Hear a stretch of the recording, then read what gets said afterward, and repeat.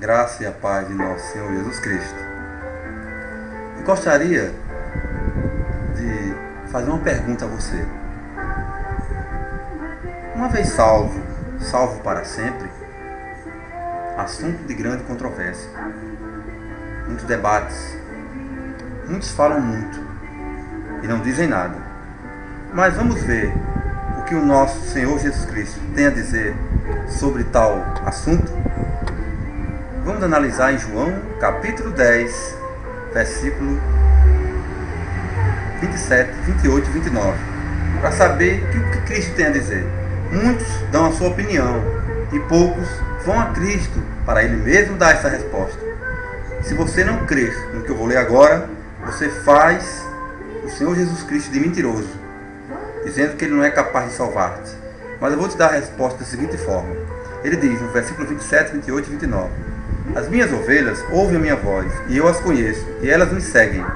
E eu lhes dou a vida eterna, e jamais perecerão, e ninguém as arrebatará da minha mão.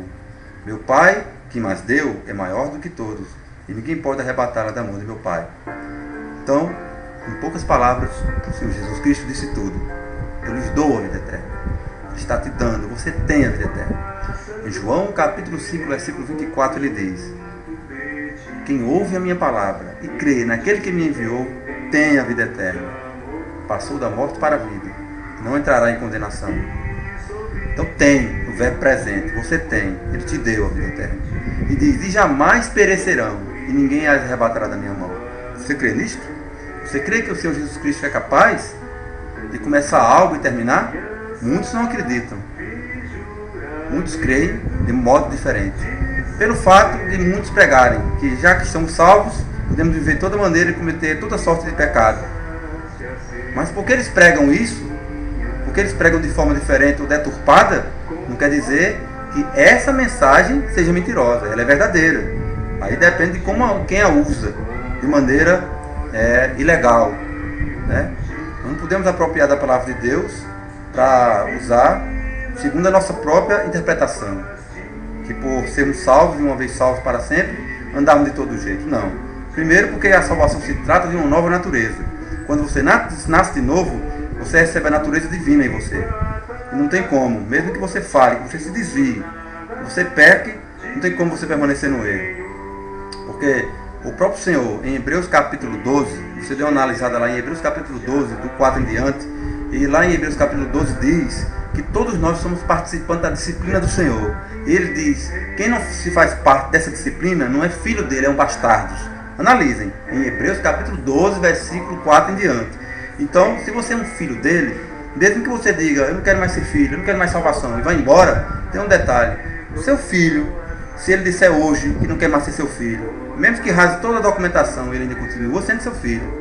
Porque na genética, no DNA, você vai comprovar ainda que ele é seu filho. Não tem como evitar. É sua natureza. Então nós, como nascemos de novo, somos participantes da natureza divina. Não tem como deixarmos de ser filho. É irrevogável. Nós somos filhos dele. Agora, nós estaremos sempre sendo participantes da disciplina do Senhor. Aquele que não participar dessa disciplina, aí você pode ter dúvida se ele realmente é filho de Deus. Porque ele é um bastardo. Mas essa natureza que nós recebemos, quando nascemos de novo, porque se alguém não nascer de novo não pode ver o reino de Deus, então você não nasce várias vezes, seria espiritismo, você só nasce uma vez. Você não deixa de ser cristão ou de ser crente, né?